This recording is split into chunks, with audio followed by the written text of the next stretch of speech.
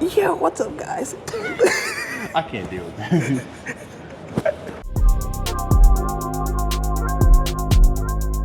Okay, so I'm out here in Monterey, and I decided I've talked about this car before, BYD. I said before when it came to the podcast, when it came to like this Chinese company making EV cars that Elon Musk didn't want here in the US, they're putting tariffs on it because they're like incredibly cheap, but they're really good, supposedly. You see behind me, I got my professional videographer this time, my brother-in-law, okay? He's here to witness this. But BYD, I wanted to come here to just to kind of see the cars, to just see what they look like, because they're not in the US, we don't get them, and it ain't gonna happen anytime soon. So here goes this smaller model, and I think this one is called the BYD Dolphin. Yeah, BYD Dolphin Mini, this is all EVs. Small, compact. They don't look terrible, not even by the standards of being inside, if you can actually see what it looks like, but just in general, the overall car does have this funky smart car type of look. Big BYD sign on the front of it right there, as you can see. But the overall car is what people like to see and why they like it. But here on this side, BYD Song Plus. So we're just gonna do I'm just taking this opportunity to do kind of like a quick and dirty, check out the car. It's here. Like I said, I'm in Monterey, Mexico with family. So I decided to just check this out. So interior wise, this is what this looks like. Interesting combination. Black leather, as you can see, black leather, red stitching, brown. Same thing with the door. Doesn't look bad. Speakers in the door, speakers there. It uses Infinity. Don't know the quality of the Infinity one they use in these. Same thing with the electric car, flat floor. As we always know, big screen on the dashboard. Panoramic roof. I don't know if I can actually, when I get to the front, I might play around with it more. Kind of small, but I'm 6'2", 3. And this is I don't know where the front seat is in comparison to where my legs are at right now, but it's not uncomfortable. Remember, you got a flat floor because it's electric. You do get these little cup holders right here. Door card there.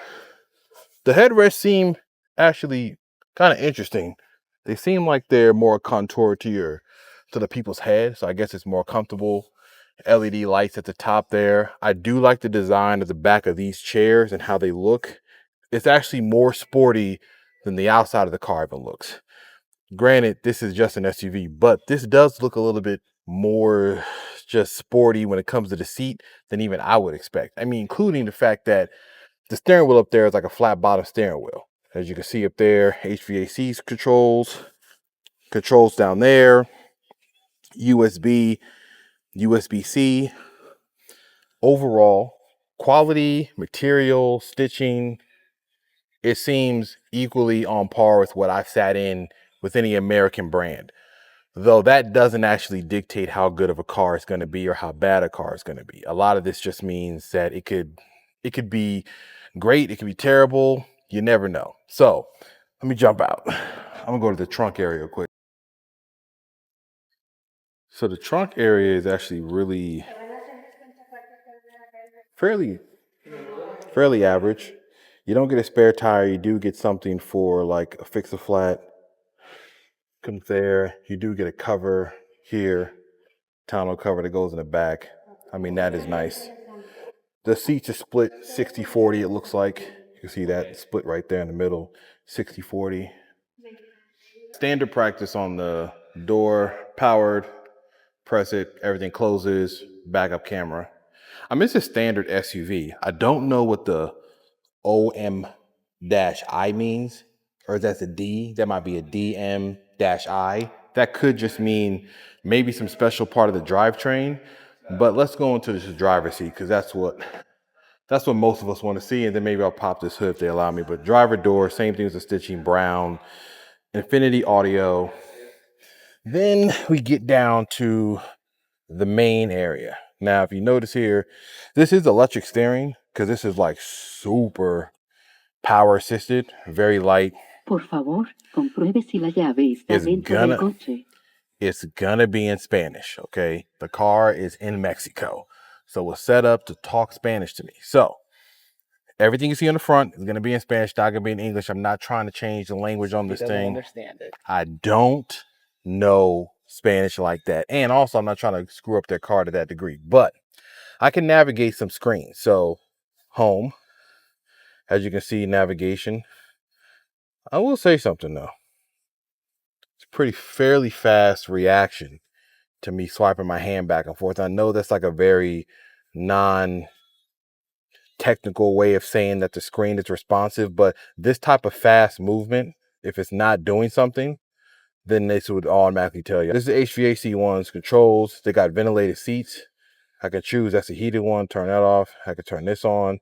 You can tap the driver. So you got ventilated heated seats in the front. Center console area, little stalk for the drive. Parking assist, start, stop. EV, I don't know what HEV means. HEV might stand for like more efficiency or more about the power that it has. So I did find out some more information about this HEV mode inside of this car. It actually stands for hybrid electric vehicle, and it's an electric vehicle. So BYD builds their cars with a dual mode technology, which combines electric motors with internal combustion engines. This enables switching. The HEV mode is made for people wanting to extend the vehicle's range, and some models allow drivers to manually switch between each mode. So you can be in all electric or you can be in this hybrid mode, which allows extension of the vehicle's range. This answers another thing you'll see at the end of this video, where on the back of the car, there are two gas doors, so to speak, on each side of the driver and the passenger side. The driver's side had a gas, cap where you can put fuel in, and the passenger side had a charging port. That answers what those two doors are at the end of this video. It is because this particular model has a dual mode, which allows you both EV and this hybrid electric mode. Also, here's some more of the climate controls, drive modes. I don't know what they're going to change, but we're going to press one.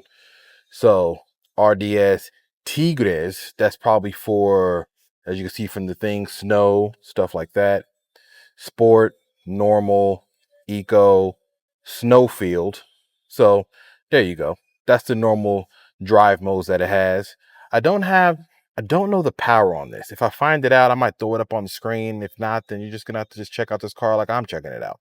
Anyways, back to the main screen. Home screen there. Get to the main part. Telephone, you got Android Auto, you got Apple CarPlay, something about the media. This is about vehicle information here. That is actually very, very clear. So this is a 360 camera that's on the car. Panoramic view from the top down to here. That's a very clear screen for this. You can do it in 3D, it says as well. Oh, this is actually, oh, look at it. It even shows us standing there. So the interesting thing is that image of me and my body right there, or my brother-in-law's body, that's right now in real time. So he's moving around. It's kind of showing you a 360. Yeah, it's kind of, I think it's saying it's open. It's not closed. Oh, see, so if the door is even cracked open a little bit, it'll act like it'll show that the door is open. But that 360 view in 3D is us behind on the car now. This will show the rear of it as I'm turning it around. And this is extremely responsive, especially for something that's doing a 3D model in real time. I can do it from this camera view, see what's around me. Those people are here in the dealership too. I can do it from this view here. This is all happening real time from the cameras that are around the car. So that's actually, I'm not mad. That's actually that's a very good setup, okay? It's not bad. Like I said, I've never been in one of these cars. I just hear about them a lot. I've talked about them in my podcast. So think of this like a video podcast and me get my hands on one of these, just kind of see and feel what it's like. So back to the screen. And as I said before, I don't have much time on this car. I'm literally in some random dealership, but I decided to just run up in here and just start playing around with the car and just see what it's doing. Navigation, it shows you. I'm going to accept that. Like I said, it's in Spanish. I know a few Spanish words, so listen, I can make it around there. Telenav. So it's loading up some of the traffic and stuff that you can do and some of the things that you can connect and have on here. This car is in a dealership, so everything is not fully connected. But Here goes the map. And maps are a very good tale of how fast a processing system's running. Because if I'm zooming in like this, and just in case y'all want to see where I'm at, there goes me, there goes Austin. I'm a far way away from where we're at. But anyway, zoom back into where I'm at. Back to recenter. So here goes everything in the map that it has. Very responsive. If you press this, it shows where you can charge. I don't know how many charging areas are actually around here, but right in our main area, there's about 3 chargers that you can go to in this main area right here. So not bad. This is actually way more responsive than I imagined. Similar to like a Tesla, similar to other EVs that are on the higher end. It actually performs fairly well for what I'm touching in my limited amount. So don't hold me to having some in-depth. We don't have BYD in the US, and it probably ain't happening anytime soon. So anyways, continue on. Oh snap. I done found something out. So the screen in the center can flip around to a portrait view. That's kind of crazy. I'm not going to lie. So I press this button on the steering wheel, this right there, this button right here, changes the screen from landscape to panoramic. I'm not going to lie. That's pretty fly. Even my brother-in-law, he's like, okay, that's cool. That's a cool feature. That's a cool feature. Don't hate on it. It's automatic.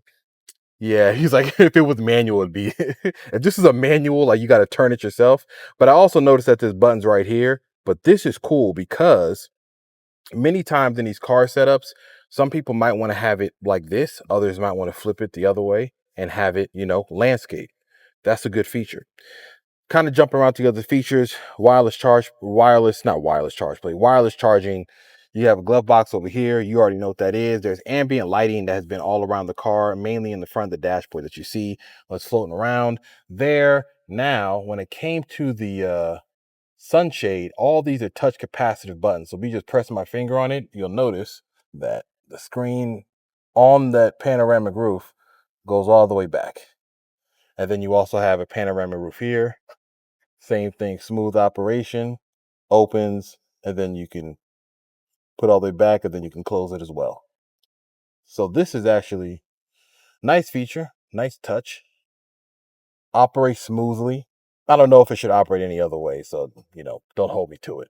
I know some people are gonna say well, how do you know it's gonna last 50,000 miles? I don't. Like I said, I'm here just trying to piece together what I see about the car. Now back to the front seats I talked about before. Front seats, ventilated, heated. Cool sport feature on it, even down to the stitching. I don't know if I would be the one to pick brown leather with red, orange stitching and black leather, but they did it.